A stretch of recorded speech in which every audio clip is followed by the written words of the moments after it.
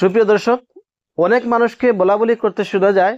তারা বলে যে আগের যুগের মানুষদের এত রোগ ব্যাধি ছিল না, যেমন আজকাল মানুষের এত রোগ ব্যাধি হচ্ছে। এই যে কিডনিতে পাথর হয়ে যায় বা গল ব্লাডারে পাথর হয়ে যায়, আরো অনেক রোগ আছে, এইসব রোগ আগে ছিল না, এরূপ বলতে শোনা যায়। কিন্তু আদৌ কি একথা সত্য? অবশ্য আগের মানুষেরা অর্গানিক খাবার খেত, কিন্তু আজকাল অর্গানিক খাবার পাওয়া অনেকটা দুষ্কর হয়ে পড়েছে। কথাটা সত্য, কিন্তু যে শুধু খাবার খেয়ে মানুষরা রোগে আক্রান্ত হয় তেমন কথা না। আরো অনেক কারণ আছে যার কারণে মানুষেরা রোগে আক্রান্ত হয়। আর মানুষ যে আগের যুগে রোগে আক্রান্ত হতো না, এই কথা কে বলেছে? আগের যুগে চিকিৎসা বিজ্ঞান উন্নত মানের ছিল না, যার ফলে মানুষের কি রোগ ব্যাধি হয়েছে সেটা বোঝা যেত না। এত পরীক্ষা নিরীক্ষা করে আজকাল যেভাবে মানুষদের রোগ যাচাই করা যায়, জানা যায় কি রোগ, বোঝা যায় কি রোগ, কিন্তু আগের যুগে মানুষরা এইসব রোগ বুঝতে পারতো না, জানতে পারতো না, কারণ প্রযুক্তিবিদ্যা ততটা উন্নত মানের ছিল না। ফলে এইসব আজকাল কিছু ঠকবাজ মোল্লারা আছে, তাদের কাছে আপনি কোনো রোগ নিয়ে যান না কেন, সে বলবে মানুষের দোষ অথবা এই সেই দিয়ে আপনাকে বুঝ দেবে, বলবে যে জিনের দ্বারা, এইসবের দ্বারা, ওইসবের দ্বারা, সে বলে আপনাকে বুঝ দেবে। নিশ্চয়ই আপনি যে কোনো মোল্লার কাছে যান না কেন, এই ঠকবাজ মোল্লারা আপনাকে কখনো সঠিক পথ দেখাতে পারবে না, কারণ তাদের কাছে গেলে তারা কিভাবে আপনাকে আটকে রেখে টাকা উপার্জন করতে পারে এই পন্থা তারা খুঁজে বের করার চেষ্টা করে। এই জন্য তারা বলে, আমি এইটা আমার মন গড়া কথা বলছি না। আমার মসজিদের একজন ইমাম ছিলেন, তিনি কি করতেন, যখন কোনো মহিলা মানুষ রোগে আক্রান্ত হতো তখন তার কাছে গেলে সে ওই মহিলার ব্লাউজ নিয়ে সে মাপ জরিপ করত, এবং 2বার 3বার করে মাপ জরিপ করত। সেখানে একবার মাপার পর কিঞ্চিত পরিমাণ যদি বেড়ে যায়, অন্যবার যদি কমে যায়, আবার 3 নম্বর বার যদি কিঞ্চিত পরিমাণ যদি আবার বেড়ে যায়, তাহলে সে বলবে এইটা উপরি দরা।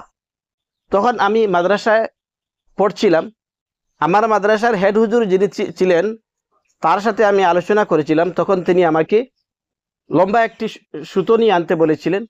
তখন আমি একটা সুতো নিয়ে আনলাম।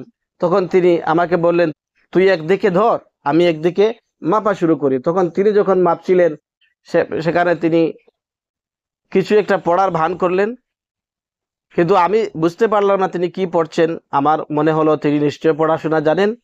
তখন তিনি যখন তিনি মাপ জরিপ করালেন আমাকে দিয়ে, তখন দেখতে পেলাম একবার লম্বা হচ্ছে, একবার আবার একটু খাটো হচ্ছে। তখন তিনি বললেন, এটা যখন আমরা হাত এইভাবে সোজা করে রাখি, তখন হাতের কখনো কখনো একটা বাজ পড়ে, সেই বাজের কারণে কখনো কখনো ফিতা লম্বা হতে পারে, আবার খাটো হতে পারে।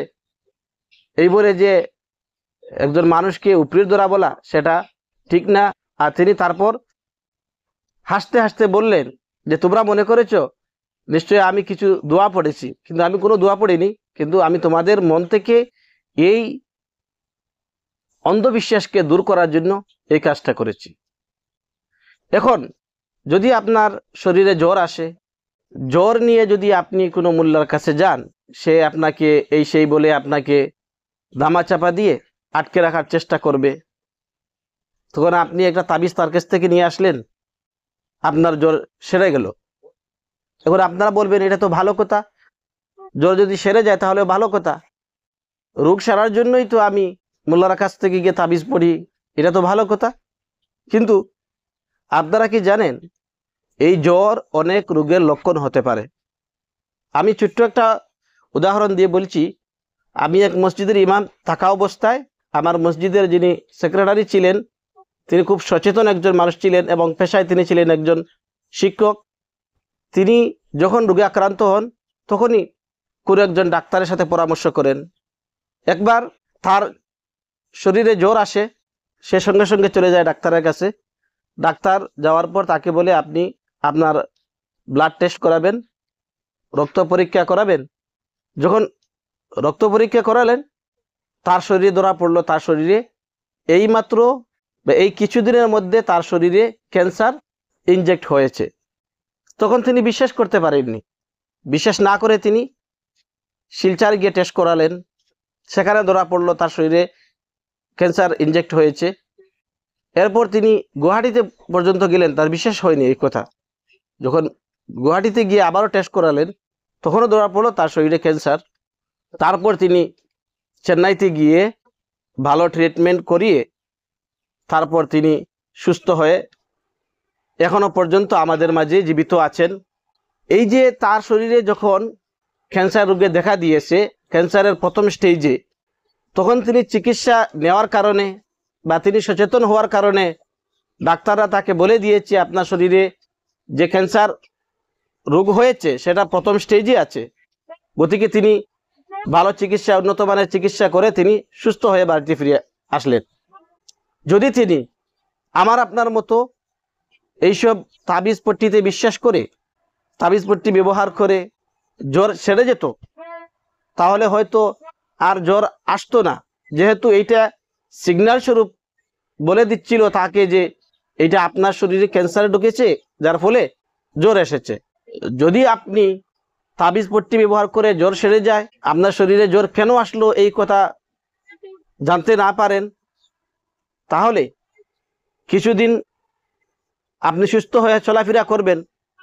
যখন ক্যান্সারের ডেঞ্জারাস স্টেজে যাবে, তখন আপনি চিকিৎসার সাহায্য নিয়েও, ভালো উন্নত মানের চিকিৎসা নিয়েও আপনি কিন্তু সুস্থ হতে পারবেন না। আপনারা একটু ইন্টারনেটে ঘাটাঘাটি করবেন, দেখবেন, জানার চেষ্টা করবেন যে জ্বর কেন আসে। অনেকটা কারণ হতে পারে। গতিকে আপনারা সচেতন হওয়ার জন্য আমি এই ভিডিওটি বানাচ্ছি, যাতে আপনারা এইসব ধোঁকাবাজদের ধামাচাপায় না পড়েন। আপনারা সচেতন হয়ে যান। অবশ্যই উন্নত মানের চিকিৎসার সাহায্য নিন, ডাক্তারদের পরামর্শ নিন। যদি কোনো রোগ শরীরে আসে, অবশ্যই আপনাকে ডাক্তার এর পরামর্শ নিতে হবে।